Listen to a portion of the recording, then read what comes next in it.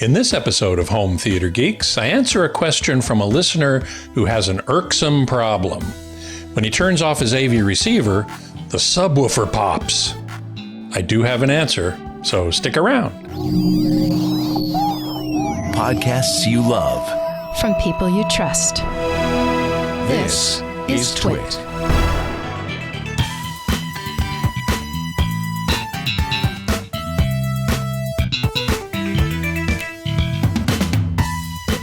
Hey there, Scott Wilkinson here, the Home Theater Geek. In this episode, I answer a question from Russ Wyllie from Paso Robles, California, who sent in this voicemail. My name's Russ. I'm calling from Paso Robles, California. I bought a Yamaha home theater receiver about 10 years ago, and I have it connected to a Velodyne subwoofer. And for these past 10 years, when I've used it and I turn off the system, a popping noise comes out of the subwoofer. And now sometimes it's just a mild little thunk, but sometimes it's a pretty loud popping noise that is a little disconcerting. And I was just wondering if that's normal. I mean, is it normal for that? And should I have, I have not been kneeling and turning off the rocker switch on the back of the subwoofer for the last 10 years. I've just been turning it off and on anyway, but I'm about to buy some new replacement equipment, get a new home theater system and some new speakers, and I just want to know what the expectations are so that when I buy the new equipment, whether I should expect this behavior or not. So that's my question. Thanks a lot. Enjoy the show. Bye. Thanks, Russ. Yeah, that's a good question, and it happens all the time. It's a very common occurrence. First things first, it's not harmful to your subwoofer, so please don't worry about that. It is annoying, however, so let's see if we can solve that problem for you. I can think of three things that might cause it. One is a transient signal from the AVR. When you turn it off, it sends out a little short transient signal. It might be something called a DC bias voltage on the AVR's output. So some amplifiers amplify the signal, which is an audio signal. It wiggles up and down. And the voltage around which it wiggles might not be quite zero. And so if it's not, then as you turn the amplifier off, the AV receiver in this case, the voltage suddenly does drop to zero, and that causes a little transient. The third reason could be a mismatch in ground voltage levels between the AVR and the subwoofer. Now, I've looked at both of those units, the Yamaha AV receiver, RX V577, as you wrote in a letter. And you can't, in this picture, you can't see the plug, the power plug. But in other pictures I have seen, it's a two-prong power plug. In other words, it's not grounded. And the same is true of the Velodyne CT80, which I found a picture of. Here's a picture of it from the front. It's a front-ported subwoofer. Here's a picture of it from the back. And if you look carefully at the plug, which is kind of wrapped up in the power cord, it is also ungrounded. It's just a two-prong plug. So they could very well have different ground voltages within their respective circuits. And in that case, then when the AV receiver gets turned off, that discrepancy becomes evident in a thump or a pop. Now, as you probably know, the best solution is to turn off the subwoofer before you turn off the amp or the receiver. But as you also point out, reaching down to turn off the sub's rocker switch, which is at the bottom of the back panel, is kind of a pain. You don't really like to do that. I wouldn't want to do that either.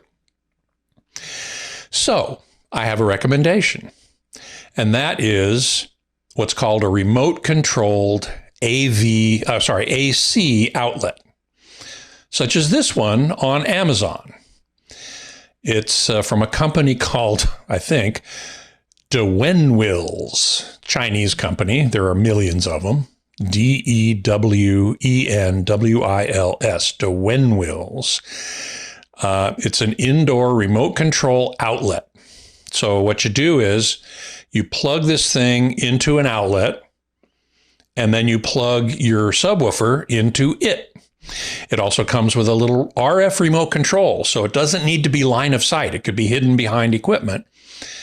And it has 2 buttons, on and off. You can also turn it on and off from the unit itself in case you lose the remote, which is, I think, very good. But that would let you turn off the subwoofer before you turn off the amp, and that would mean that you wouldn't hear that popping noise. Now, this I had never heard of this company, Dewenwils, before, but according to the specs, it can carry up to 15 amps or 1,875 watts, which is plenty for your subwoofer, which I believe has an 80 or 100 watt amp in it. And it's less than $12 on Amazon. In fact, I use that very one to turn on and off my entire amp rack in my home theater. Primarily, I do that because the amps can certainly be kept on all the time, but they're in a relatively closed rack. And even though they are separated by a little bit, I have not put them smack up next to each other, I'm still a little concerned about heat. So I turn them on once in the morning and I turn them off at night. And when I do that, I do in fact get a very low level little pop out of the speakers, which is very low level. I'm not at all worried about it. You shouldn't be worried about the one you're hearing either. But if you want to deal with it, then getting one of these remote controlled AC outlets would be a good answer. Now, you're about to get some new equipment. So I would hope that the equipment you get would have grounded plugs and that you would plug them into the same circuit, the same AC circuit. So one outlet from the wall, maybe to a power strip, plug them both into that power strip. As an experiment, I don't know whether your 2 pieces of gear as they are now are connected to the same circuit or not. If they're not, I would perform the following experiment. I would plug them both into the same outlet with a power strip or a splitter of some sort, and then see if the problem happens.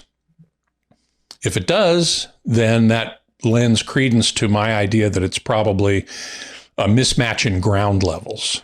Although it may not make any difference because those plugs are ungrounded. So it's just an experiment to try, but you're about to replace the equipment anyway. If you can, get equipment with grounded plugs and plug them into the same circuit. So I hope that has been helpful. Now, if you have a question for me, you can send it along to htg@twit.tv, and I'll answer as many as I can right here on this show. And as always, we thank you for your support of the TWiT network with your membership in Club TWiT, which gives you access to all the shows we make in video form, and you can come into the Discord channel and hang out with like-minded twits. So we hope to see you there. Until next time, geek out.